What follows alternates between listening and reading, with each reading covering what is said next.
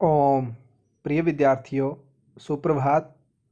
बच्चों, जैसा कि आप जानते हैं कि हमारा FA3 का पाठ्यक्रम संपूर्ण हो गया है और अब हम FA4 का पाठ्यक्रम प्रारंभ कर देंगे, जो कि पाठ 16 से शुरू होता है और पाठ 16 का शीर्षक है पंडित गुरुदत्त विद्यार्थी।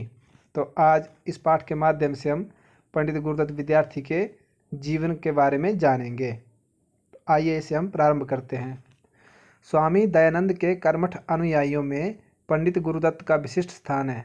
बच्चों, अनुयायी होता है उनके अनुसार चलने वाले, उनकी आज्ञा का पालन करने वाले, उनके नियमों के अनुसार कार्य करने वाले को अनुयायी कहा जाता है। ये मैंने अंडरलाइन किया, आप भी कर लेंगे। कर्मठ होता है मेहनती। तो स्वामी दयानंद के कर्मठ अनुयायियों में पंडित गुरुदत्त का विशिष्ट स्थान है। विशिष्ट स्थान मतलब बहुत ही महत्वपूर्ण इनका योगदान है।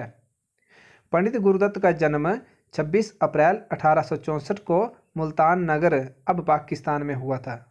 मुल्तान नगर में इनका जन्म हुआ था। कब हुआ था? 26 अप्रैल 1864 को। इसको आप ढंग से लर्न करेंगे, अंडरलाइन कर लेंगे इनको, क्योंकि ये प्रश्न परीक्षा में पूछे जाते हैं। और ये मुल्तान नगर कहाँ था? अब पाकिस्तान। आज के समय ये मुल्तान नगर पाकिस्तान में है।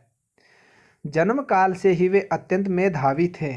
जन्म से ही मेधावी होता बच्चों, बहुत ही मेहनती और कठोर परिश्रमी, इसको मेधावी कहा जाता है। ये शब्द मैंने इसलिए अंडरलाइन किए हुए हैं ताकि आपको समझने में आसानी रहे। आप भी इनको पेंसिल से अंडरलाइन कर लेंगे, रेखांकित कर लेंगे।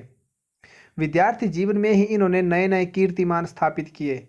अपने स्टूडेंट लाइफ में, विद्यार्थी जीवन में इन्होंने नए नए कीर्तिमान होता है नए नए लक्ष्य प्राप्त करना, नए नए कार्य करना, अच्छे से अच्छे ग्रेड लेना। ओके। तो सन 1886 में इन्होंने MA की परीक्षा दी और उसमें BA की तरह सर्वप्रथम रहे।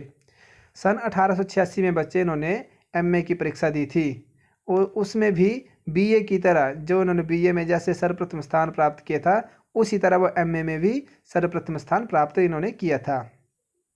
MA में उनका विषय भौतिक विज्ञान था। इस परीक्षा में इन्होंने इतने अंक प्राप्त किए जितने इससे पूर्व किसी विद्यार्थी ने प्राप्त नहीं किए थे।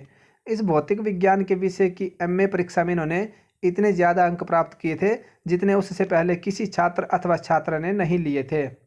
इस प्रकार उन्होंने एक नया कीर्तिमान स्थापित किया। इस प्रकार उन्होंने एक नया रिकॉर्ड बनाया। कीर्तिमान होता है रिकॉर्ड बनाना। आश्चर्य तो यह था कि अध्ययन के दिनों में वे आर्य समाज के कार्यक्रमों एवं उत्सवों में भी जाते थे। अब बच्चों, आश्चर्य हैरानी की बात तो ये थी कि अध्ययन के दिनों में, स्टडी के टाइम में भी वो आर्य समाज के कार्यक्रम तथा उत्सव अर्थात उसके फंक्शन में भी जाया करते थे। इनके सहपाठियों ने इन्हें कभी भी शिक्षा की विषयों की पुस्तकें पढ़ते नहीं देखा था। इनके जो सहपाठी थे, जो इनके साथ पढ़ने वाले थे, इनके फ्रेंड्स थे, उन्होंने कभी भी इनको पुस्तक खोल करके पढ़ते हुए नहीं देखा था। परीक्षा के पश्चात 2-3 वर्ष पंडित जी ने राजकीय कॉलेज लाहौर में भौतिक के प्रोफेसर के रूप में अध्यापन किया और परीक्षा समाप्त हो जाने के बाद कितने वर्ष तक? 2-3 वर्ष तक, ये ध्यान रखेंगे आप लोग। इन्होंने क्या किया था? राजकीय कॉलेज लाहौर में भौतिकी के प्रोफेसर के रूप में अध्यापन किया। एक प्रोफेसर के रूप में इन्होंने टीचिंग का कार्य किया था। यह पहले भारतीय थे। ये एक फर्स्ट इंडियन थे जिनको सरकारी कॉलेज में यह पद मिला था, जिनको सरकारी कॉलेज में यह पोजीशन मिली थी। इससे पहले यहाँ के सब प्रोफेसर अंग्रेज ही होते थे। इससे पहले यहाँ के जितने प्रोफेसर होते थे सब अंग्रेज ही होते थे। कुछ समय पश्चात इन्होंने अनुभव किया कि विज्ञान के प्रोफेसर के रूप में सेवा करने के कारण इनको वैदिक धर्म के प्रचार एवं योगाभ्यास में बाधा आ रही है। और कुछ समय में इन्होंने क्या महसूस किया कि साइंस के प्रोफेसर होने के कारण इनको अपने वैदिक धर्म का, जो आर्य समाज के जो कार्यकलाप थे उनमें, और योगाभ्यास और अपने योग इत्यादि अभ्यास करने में बाधा आ रही थी, अर्थात समय नहीं मिल पा रहा था उनके लिए। अतः इन्होंने सरकारी सेवा से त्याग पत्र दे दिया। अतः इन्होंने क्या किया? उस जॉब को उन्होंने त्याग दिया, नौकरी छोड़ दी।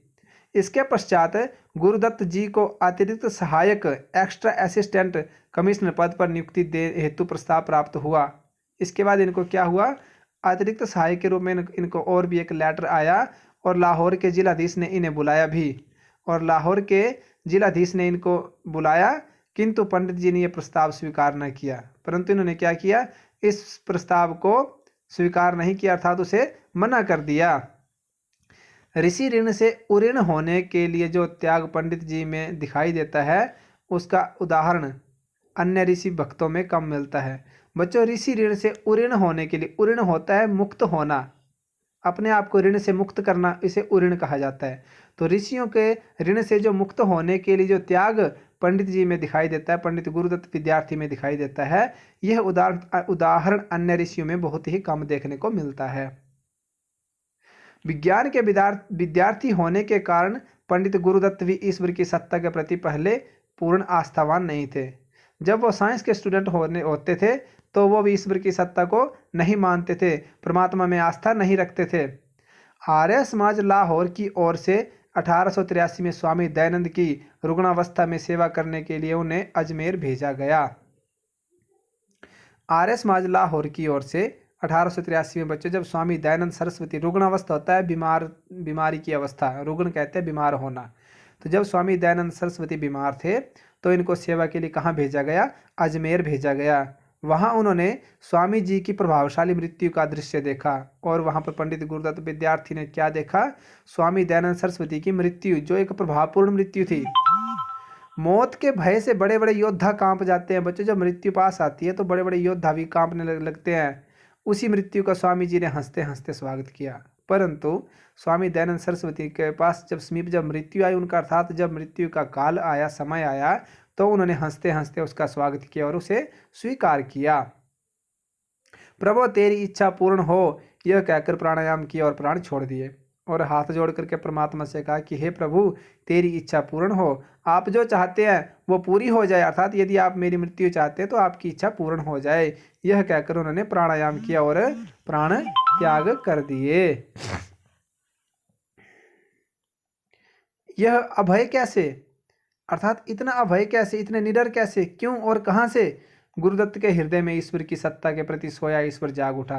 गुरुदत्त के मन में जब स्वामी दयानंद सरस्वती ने इस प्रकार से प्राण त्यागे तो गुरुदत्त के मन में, हृदय में 2-3 प्रश्न ऐसे पैदा हो गए कि यह अभय कैसे, इतना निडर कैसे, और क्यों है इतने निडर, और कहाँ से हैं? गुरुदत्त के हृदय में ईश्वर की सत्ता के प्रति सोया हुआ विश्वास जाग उठा और उनके मन में जो परमात्मा के प्रति जो विश्वास सोया हुआ था वो जाग उठा। इस घटना ने इनके जीवन को एक नई दिशा दी और इस घटना ने पंडित गुरुदत्त विद्यार्थी के जीवन को एक नई घटना, अर्थात नई दिशा, अर्थात नया मोड़ दे दिया। इसके पश्चात इतना सारा जीवन महर्षि दयानंद के अपूर्ण कार्यों को पूर्ण करने में व्यतीत हुआ। इसके पश्चात इन्होंने क्या किया? जो स्वामी दयानंद सरस्वती जी से जो कार्य छूट गए थे, इन कार्य अपूर्ण होता है मतलब पूरे ना हुए जो कार्य, उन कार्यों को पूर्ण करने में इन्होंने अपना समय व्यतीत कर दिया। अजमेर से लाहौर पहुंचकर पंडित जी ने स्वामी दयानंद के शिक्षा विषयक विचारों को कार्यान्वित करने के लिए लाला लाजपत राय एवं बच्चों अजमेर से लाहौर पहुंच गए और पंडित जी ने स्वामी दयानंद के शिक्षा विषय से जो विचार थे उनको शुरू करने के लिए, उनको आगे बढ़ाने के लिए लाला लाजपत राय एवं महात्मा हंसराज आदि महापुरुषों के साथ मिलकर दयानंद एंग्लो वैदिक कॉलेज की स्थापना का कार्य आरंभ कर दिया। किसके साथ मिले थे? लाला लाजपत राय एवं महात्मा हंसराज आदि जो महान पुरुष थे, महापुरुष कहा जाता है, जो विद्वान, जो श्रेष्ठ अच्छे लोग होते हैं उनको महापुरुष कहा जाता है। इन लोगों से मिलकर इन्होंने क्या किया? स्वामी दयानंद सरस्वती के नाम पर ही दयानंद एंग्लो वैदिक, जो आज के समय हमारा विद्यालय है DAV, वो इसी की फुल फॉर्म है, दयानंद एंग्लो वैदिक कॉलेज की स्थापना का कार्य आरंभ किया। तो फिर उसके कॉलेज की स्थापना प्रारंभ कर दी, इसलिए इसके लिए उन्होंने रात दिन एक कर दिया और इस कॉलेज को स्थापित करने के लिए उन्होंने रात दिन एक कर दिया। स्थान स्थान पर प्रवचन करके इसके लिए धन संग्रह किया और स्थान स्थान विभिन्न जगह जगह पर जा करके इसके लिए क्या किया? धन संग्रह किया, धन इकट्ठा किया। संग्रह होता है इकट्ठा करना। पर कॉलेज खुल जाने पर उन्होंने ऋषि की आज्ञा के अनुकूल संस्कृत को प्रमुख स्थान ना मिला। परंतु कॉलेज तो खुल गया बच्चों, लेकिन उसमें क्या हुआ? ऋषियों की आज्ञा के अनुसार वहाँ पर संस्कृत को प्रमुख स्थान नहीं मिला, क्योंकि ये संस्कृत के प्रेमी थे। यह देखकर वे उससे अलग हो गए। जब उनको लगा कि इस विद्यालय में संस्कृत को स्थान नहीं मिला है तो वो उससे अलग हो गए। कालांतर में पंडित जी ने एक उपदेशक श्रेणी खोली और अष्टाध्यायी पढ़ना पढ़ाना आरंभ कर दिया। और कालांतर होता कुछ काल के अंतर, अर्थात कुछ समय के बाद पंडित जी ने एक उपदेशक श्रेणी खोल ली। एक उपदेशक, जैसे हम आज के समय में छोटी मोटी एकेडमी खोल लेते हैं, उसी प्रकार उन्होंने उपदेशक उपदेश देने के लिए कक्षाएं खोली और वहाँ पर अष्टाध्यायी को पढ़ना पढ़ाना प्रारंभ कर दिया। अष्टाध्यायी एक व्याकरण, संस्कृत व्याकरण का प्रसिद्ध ग्रंथ है जिसके लेखक महर्षि पाणिनि है। इसमें छोटी बड़ी सभी आयु के विद्यार्थी आते थे और इस कक्षा में छोटी उम्र के और बड़ी उम्र के सभी विद्यार्थी आते थे। पंडित जी संस्कृत का जन सामान्य में प्रचार प्रसार करना चाहते थे और पंडित जो गुरुदत्त विद्यार्थी थे वो संस्कृत का हर लोगों में प्रचार करना चाहते थे, जिससे सभी लोग वेदों तथा आर्ष ग्रंथों का स्वयं अध्ययन कर सके, जिससे कि सभी लोग वेदों का और प्राचीन ऋषि ग्रंथों का स्वयं अध्ययन कर सके, क्योंकि यदि वो संस्कृत पढ़ना जान जाएंगे तो वो वेदों को भी पढ़ सकते हैं। पर नियति को ये स्वीकार नहीं था, परंतु कालचक्र को यह स्वीकार नहीं था, इसलिए केवल 26 वर्ष की आयु में ही 18 मार्च 1991 में इनकी मृत्यु हो गई। तो बच्चों केवल 26 वर्ष की आयु में 18 मार्च 1991 में इनकी मृत्यु हो गई। तो बच्चों ये पाठ यहीं पर समाप्त होता है। आप इस पाठ को ढंग से पढ़ेंगे, समझेंगे, क्योंकि इस पाठ में अतिरिक्त प्रश्न बहुत ज़्यादा पूछे जाएंगे और आगे इसका अभ्यास कार्य बचा है वो हम कल करेंगे। इन्हीं शब्दों के साथ इति ओम शम।